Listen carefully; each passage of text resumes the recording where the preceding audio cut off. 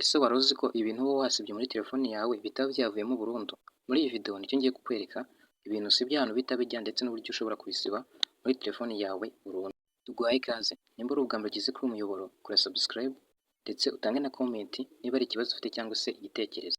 Icyo usabwa ni ukubana nanjye kuva ino video itangiye kugeza irangiye, ukarebwa uburyo bikorwa intambwe ku yindi, ukamenya uko wabisiba burundu kuko utaba ukibikeneye muri telefoni yawe kandi bitwara storage telefoni yawe, bityo iyo ubisibye storage ikomeza kwiyongera ntigabanuka. Reka dutangire nkwereke uburyo bikorwa. Okay, ngiye kubanza mbanze njye bino bisiba kugira ngo mbereke aho bijya ndetse n'uburyo wahita ubisiba burundu kuko utaba ukibikeneye muri telefoni yawe kandi bikomeza gutwara storage yawe. Ndankanda hano tuvuge urugero ko ngiye gusiba nk'iyi foto wenda n'urugero, nk'aka gafoto ka mbere, aka ngaka nkandiho mpite nkasiba, nze hano muri video wenda sibe nk'izi video ebyiri za mbere nazo nzisibe, kanze no muri document, wenda nze no muri audio, iyi audio ya mbere nyisibe, wenda tuvuge urugero ko ari ibingibi bimaze gusiba. Hanyuma wisubiza ati se bihita bijya hehe cyangwa se bihita bisiba gute burundu? Kugira ngo rero ube wabisiba burundu, uraza ukanda hano hejuru kuri tuno turongo dutatu dutambitse, hano natuze udufresh tubiri, uhita ukandaho gutya. Numara kuhakandaho urabona ko ibintu tumaze gusiba mu kanya byari bifite megabyte 15. Dore ngibi hano hari handitse ngo trash. Kugira ngo rero uhite ubisiba burundu, urahita uza ukanda hano kuri trash natunze agafresh. Numara kuhakanda utegereza akanya gatoya, uraza guhita utungukira handi hari ibintu wamaze gusiba. Urabona ko twamaze gusiba ibintu bine, audio na za video ebyiri na ya foto imwe twamaze gusiba.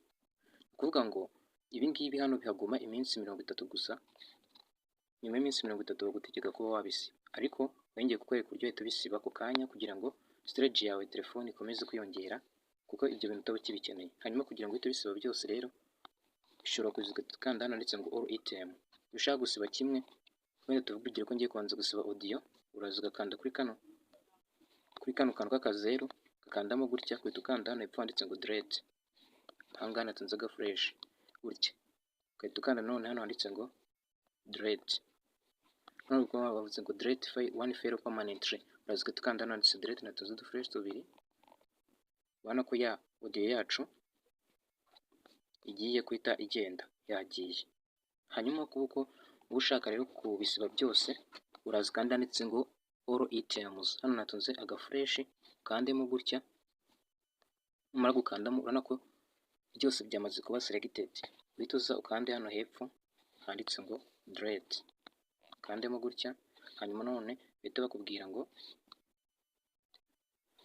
delete free files permanently, hanyuma utongera ukande kuri delete, deleting free files. Urabona ko zose tumaze kugira gute kuzisiba. Hanyuma urabona ko nuza kugaruka hano handitse ngo trash, ugakora refresh gutya, ukongera ugakanda hano hari uturongo dutatu dutambitse gutya, ukaza handitse ngo trash, urabona ko hariho 0b.